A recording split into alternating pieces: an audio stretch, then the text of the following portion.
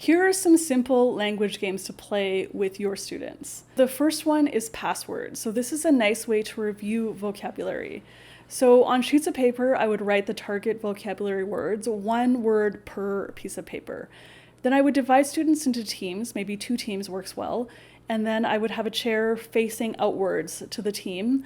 And then one student from the first team would come up and would sit in the chair. I would stand behind them so they can't see, and I would hold up a piece of paper, so maybe tiger. Then their teammates would be describing what the word is without actually saying the word. So they could say, it's an orange and black animal, and then that person sitting in the chair would say tiger. So you can do it either 2 ways. So you can give kind of 1 minute and they can try to get as many words as possible within that 1 minute, or you can time how long each word takes. So it kind of just depends on how big your class is. I prefer each student doing only 1 word if you have a very big class, but if you have a smaller class, then each student can even do 1 or 2 minutes in the chair. So then the other team goes, and then you can add up the points at the end, and that is the winner. All right, the next simple games to play in English class are Charades and Pictionary. So these are very similar to Charades is acting, Pictionary is drawing. So you have a bunch of key words or sentences, whatever your vocabulary words are. Put students into 2 teams, and then the person has to take one of the words and they can draw or act it out, and their teammates have to guess what it is. So I like to do a few different rounds of, say, like 1 minute, and then we add up the points at the end. All right, the next simple game to play in English is Taboo. So maybe you played this with your friends before, so you can actually buy the board game if you want to play like kind of with higher level students, or you can make your own if you have lower level students. So there's a target word, and then there's other words that you can't use to describe it. So it can be a little bit tricky. So for example, like maybe if coffee is your target word, and then the words you can't use to describe it would be like steaming, morning, and caffeine. So you're not allowed to say those words. You have to like kind of time maybe like 1 minute, and then if students can describe the word coffee without saying those 3 words, and their teammates guess what it is, they would get 1 point. So you can play a bunch of different rounds and then see who the winner is at the end. All right, the fourth simple game to play in class is a whiteboard race. So I don't know, whatever it is, students love to write on the whiteboard. So I get teams, I divide the class up into teams, so the more the better, but it depends on how much whiteboard space you have. So maybe if there's like quite a big whiteboard, you could divide the class into 4 teams, so 1, 2, 3, 4, and get them to line up behind each person, so 4 lines at the whiteboard, and the first person takes a pen or a whiteboard marker.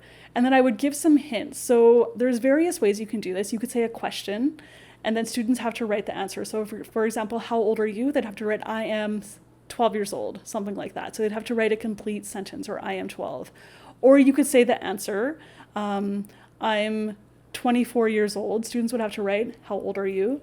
Or you could even describe, it's a black and orange animal, and students would have to write tiger. So whatever it is, there's various ways, and kind of depends on the level of students. But the first person to write the correct thing gets 1 point. Then they go to the back of the line, and then all the other people have a chance. All right, the next one is A to Z. So this is a very quick warm-up game, or you can use it as a review game. So I would get students into groups of, say, like 3 or 4, and they could write the alphabet on a piece of paper from top to bottom, A, B, C, D, all the way down to Z. Then I give them a theme. So for example, animals. And then I'd give students maybe 1 or 2 minutes, and they have to write as many animals that start with each letter as they can remember. So for example, ant, bat, cat, donkey, monkey, tiger, zebra, etc. They don't have to write, they can kind of skip letters if they can't remember something. And I generally will do only 1 animal per letter. So once they say ant, A is finished, and they can skip down to the other ones. At the end of the 1 or 2 minutes, they can add up how many they have, and then the winner has the most animals. All right, the last simple game you can do in English class is flashcard games. So I love to bring flashcards into my class with young learners. It's just kind of a nice way to review things or to play simple games, whatever the case may be. So one simple thing I like to do is to kind of to throw the flashcards on a table and then face up, and then students they could each grab 1 card, and then they could make a sentence. So if they grabbed apple, they could say, I like apples. And then they get to keep that card, and they have 1 point. The next student can go and they could say, oh, I don't like cucumbers, something like that. And they get to keep that card and get 1 point. Another thing you could do is put the cards around the classroom and then show students where they are. So you could put them in kind of sneaky places. You could maybe put the apple card behind the behind a book, or maybe you could put like the orange card underneath the Kleenex box, and then you could ask students questions. Where's the apple? Where's the orange? And they could say the orange is under the Kleenex box, so the apple is behind the book, something like that. Okay, so those are it for my simple ESL games. Please be sure to check out my book, 101 ESL Activities for Kids, and please hit like, subscribe, and I'll catch you next time.